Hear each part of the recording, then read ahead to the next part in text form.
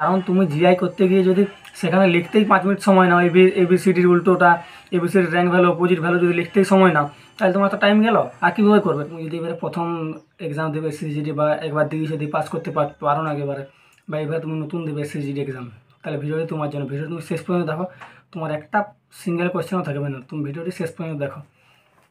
আগেবার আমি পাস করতে পারিনি, তার কিছু কারণ আছে, আর ভিডিওগুলো দেওয়া আছে তো আমি আরেকবার বলে দিচ্ছি।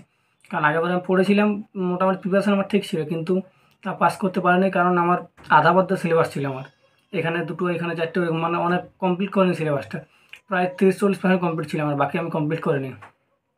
তোমরা সেই ভুলটা করো না, কারণ তোমরা সিলেবাসটা কমপ্লিট করবে। যে নতুন স্টুডেন্ট, তারা প্রথমে আগে সিলেবাসটা দেখো, যে সিলেবাসটা কী আছে, তারপরে তোমরা কনসেপ্ট অনুযায়ী এগো। ধরো ম্যাথের প্রথম থেকে এগো পার্সেন্টেজ করলে, তারপরে এইভাবে কনসেপ্ট অনুযায়ী করো। যেখানে এমসিকিউ ক্লাস করা, প্র্যাকটিস ক্লাস, সেখানে করো না এখন ক্লাস। তোমরা যারা নতুন স্টুডেন্ট, যাদের মোটামুটি কনসেপ্ট ক্লিয়ার আছে, তারা সেখানে ক্লাস করতে পারো। যাদের কনসেপ্ট ক্লিয়ার নেই, তারা আগে কনসেপ্ট সব ক্লিয়ার করো। ম্যাথের, জিআই, তুমি যেগুলো জানো না সেগুলো সব, মানে নতুন স্টুডেন্ট হয়তো প্রায় কিছু জানবে না, যে সবই জানবে না। তুমি প্রথম থেকে সব কনসেপ্ট অনুযায়ী শুরু করো, এবং ধরো আজকে প্রফিট লসের তুমি ম্যাথ করলে, তারপর সেটার উপর তুমি আবার চ্যাপ্টার টেস্ট দাও। টেক্সট বুক সবচেয়ে বেস্ট হবে। আমার ডেসক্রিপশনে আমি লিঙ্ক দিয়ে দেবো। ধরো আজকে তুমি টেক্সট বুক বলছি, আজকে তুমি প্রফিট লসের উপর টিউশনে করালে, বা কোথাও ম্যাথ কনসেপ্ট অনুযায়ী শিখলে আজকে, তারপরে সেটার উপর তুমি চ্যাপ্টার টেস্ট দাও, যে তুমি কতগুলো, তাহলে বুঝতে পারবে তুমি কতগুলো কোশ্চেন পাচ্ছ না পাচ্ছ প্রফিট লস থেকে। তাই তোমার টিউশনে করালো স্যার, আর তুমি এখানেও করলে, তাহলে তোমার প্রিপারেশনটা আর একটু ভালো হলো। এবার তুমি পড়তে থাকো। এবার জিআইও সেম। জিআইও তুমি যেখানে প্র্যাকটিস ক্লাস করে, সেখানে কোনোদিন করতে যাও না। আগে তুমি কনসেপ্ট ক্লিয়ার করো তোমার। তুমি কি সব জিআই সব কনসেপ্ট জানো? যেগুলো জানো না, বা যেগুলো জানো না, সেগুলো আগে ক্লিয়ার করো। তারপর সেটার উপর আবার চ্যাপ্টার টেস্ট দাও টেক্সট বুক থেকে, তাহলে তোমার প্রিপারেশনটা মোটামুটি ভালো হবে। আর তারপর তোমার আস্তে আস্তে যখন মোটামুটি সিলেবাস কমপ্লিট হবে, তারপর তুমি পুরো সিলেবাসটা আগে দেখো। সিলেবাসটা দেখেছো প্রথম, তারপর তুমি 8-10টা শিফটে কোশ্চেন তুলো, এবার থেকে দেখো যে কোনগুলো বেশি হয়েছে সবচেয়ে, কোন কোন জায়গার থেকে, সেইগুলো বেশি করে ফোকাস করো, এবং সেইগুলোকে বেশি বেশি প্র্যাকটিস করো। যেগুলো বেশি হয়েছে, যেগুলোর থেকে জিকে, ম্যাথ, জিআই, যে চ্যাপ্টার থেকে বেশি হয়েছে, সেগুলোকে বেশি বেশি ফোকাস করে দিয়ে করতে দেখো। আর তুমি যদি একটা ভালো স্কোর করতে চাও, তাহলে তোমার ম্যাথের ছাড়া চলবে না কিছু। তুমি ত্রিগোণমিতিটা ছাড়তে পারো, বাকি তোমাকে মেনসুরেশন, অ্যারিথমেটিক সব করতে হবে, যদি তুমি একটা ভালো স্কোর করতে চাও। আর তো জিআইয়ের ক্ষেত্রে সেম। তুমি জিআই যে কনসেপ্টটা জানো না, সেখান থেকে ধরো এক দুটো কোশ্চেন দিয়ে দিল, তাহলে লাগে জিআই তোমাকে মোটামুটি 20টা অ্যাটেম্প্ট করতেই হবে। জিআইটা তোমাকে একটাও ছাড়া চলবে না। তাই জিআই তোমাকে ভালো করে দেখো। আগেবারে 8-10টা শিফটে কোশ্চেন তুলো, এই যেবারে পরীক্ষাটা হবে, সেখানে তুমি দেখো যে কোন জিআইয়ের মধ্যে, মানে যে কনসেপ্টটা, কোন কনসেপ্টটা তুমি জানো না, সেই কনসেপ্টের উপর তুমি আবার প্র্যাকটিস করো। সেই কনসেপ্টটাকে তুমি আবার বেশি করে বেশি বেশি প্র্যাকটিস করো।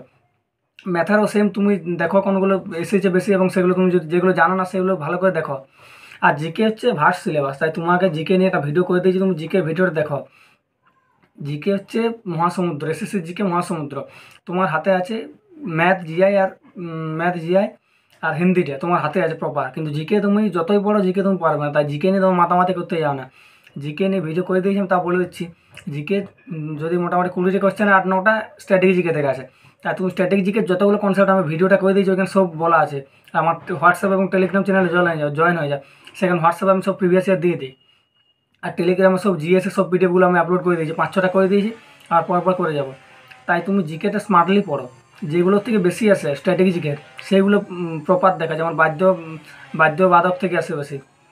আর তারপর তোমার আসে যেগুলো আসে স্ট্র্যাটেজি জিকের থেকে, সেগুলো তুমি ফলো করো। আমি বলে দিয়েছি ভিডিওটা দেখো। তুমি স্ট্র্যাটেজি জিকের সব মোটামুটি করো। তারপর হিস্ট্রি তুমি মোটামুটি সব কমপ্লিট করো মোটামুটি। যেখান থেকে বেশি আসে সেখানটা বেশি বেশি পড়ো। এবার তুমি জিকেটা মোটামুটি আস্তে আস্তে কমপ্লিট করো। জিকেটা তুমি কমপ্লিট তোমার করতে হবে, মোটামুটি সিলেবাস তোমার কমপ্লিট করতে হবে জিকেটাও।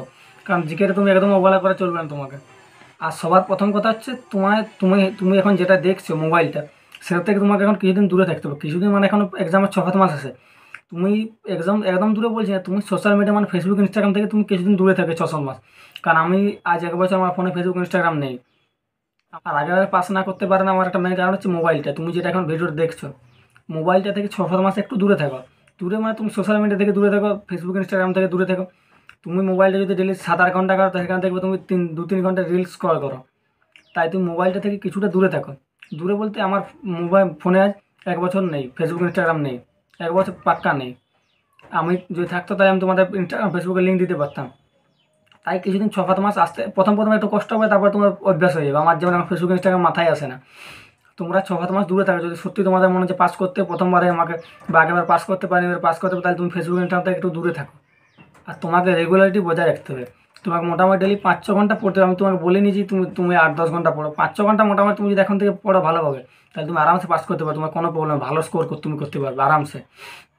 তাই রেগুলারিটি বজায় রাখো। আর যারা মোটামুটি সিলেবাস কমপ্লিট হয়েছে তারা ডেলি চ্যাপ্টার টেস্ট দাও, মানে সাবজেক্ট টেস্ট দাও, সেকশনাল টেস্ট এসএসজিডির জন্য। ম্যাথের ডেলি একটা দেবে, জিআইয়ের প্রপার তোমাকে দিতেই হবে ডেলি একটা করে ম্যাথ জিআই। কারণ আগেবার পাস না করতে পারার মেন কারণ হচ্ছে আমি সিলেবাসটা তারাবদ্ধ করেছিলাম আর প্র্যাকটিস কিছু করে মক টেস্ট একটাও দিই না। মক টেস্ট মানে জানতাম না আমি। তোমাকে মক টেস্ট মাস্ট দিতে হবে।